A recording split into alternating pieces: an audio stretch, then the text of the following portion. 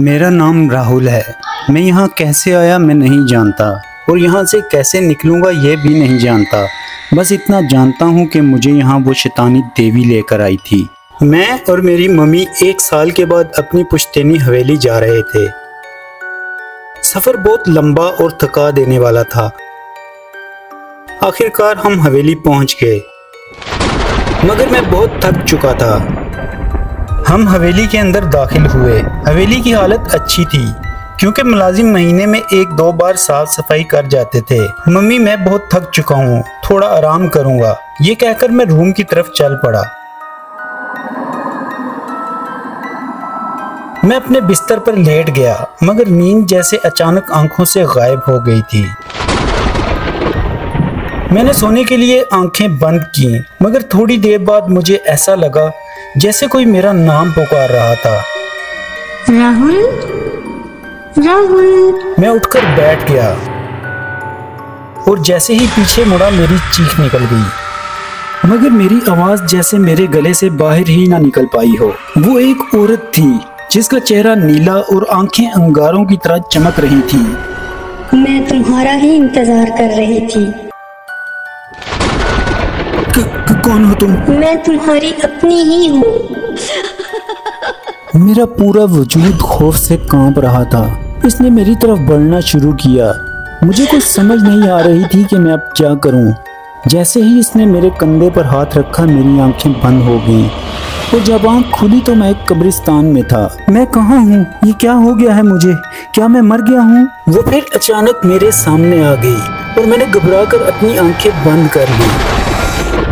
मैंने डरते डरते अपनी आंखों को खोला तो मैं हवेली में अपने बिस्तर पर ही मौजूद था, मगर मैं अकेला नहीं था। वो भी यही थी, जैसे वो मेरा पीछा कर रही थी।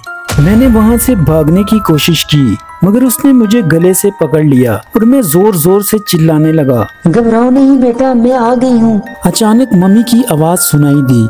मम्मी को देखते ही वो औरत नुमा चुड़ैल वहाँ से गायब हो गई। मैं भागकर मम्मी के गले लग गया। हम यहाँ नहीं रुकेंगे बेटा, अभी यहाँ से निकलो, अभी के अभी। हम पीछे के दरवाजे से हवेली से बाहर आ गए, मगर मुझे अभी भी ऐसा लग रहा था जैसे वो मुझे देख रही है। हम फौरन गाड़ी में बैठे और वहां से निकल गए। इस वक्त घर वापस जाना नामुमकिन था, इसलिए हम हवेली के मुलाजिम रामू काका के यहाँ चले गए। वो अचानक हमें वहां देखकर बहुत हैरान हुए। मम्मी ने रामू काका को सब कुछ बताया। मुझे अभी भी ऐसा लग रहा था जैसे वो मुझे देख रही है। उन्होंने मेरे हाथ पर एक धागा बांध दिया और कहा, उम्मीद है अब तुम सुरक्षित रहोगे, अब जाकर तुम आराम करो। मैं उनके कमरे में आकर लेट गया। धागा बांधकर मैं कुछ पुरसुकून था और तभी मेरी आंख लग गई। राहुल, राहुल।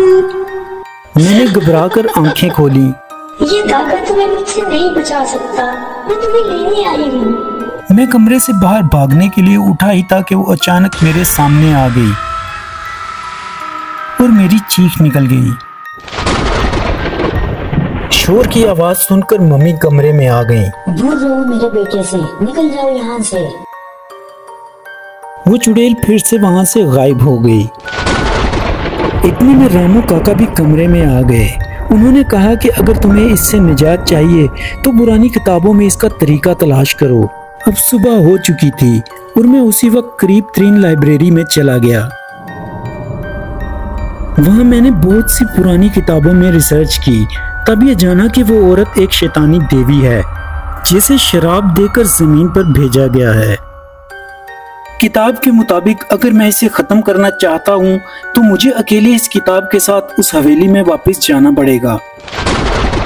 मैं बहुत हिम्मत जुटाकर उस हवेली की तरफ निकल पड़ा और आखिरकार मैं उस हवेली के बाहर था। शाम ढल चुकी थी।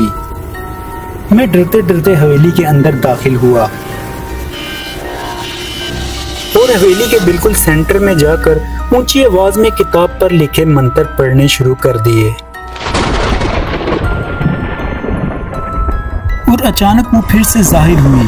वो कुछ अजीब सी आवाज में मुसलसल बोल रही थी, तुमने मुझे आजाद कर दिया। और अचानक वो फिर से गायब हो गई। हर तरफ एक अजीब सा सन्नाटा था। मुझे लगा कि जैसे मैंने उसे खत्म कर दिया है, मगर अचानक वो मेरे सामने थी। मैं चिल्लाया मगर फिर मेरी आंखों के आगे अंधेरा छा गया और वो मुझे यहाँ ले आई। लोगों ने मुझे बहुत ढूंढा। किसी ने कहा कि मैं उस औरत के साथ हूँ और किसी ने कहा कि मैं मर चुका हूँ, मगर सच क्या है ये सिर्फ मैं जानता हूँ। मैं आज भी उसी अंधेरे में हूँ, या शायद उसे आज़ाद करके मैं खुद उसका शराब काट रहा हूँ।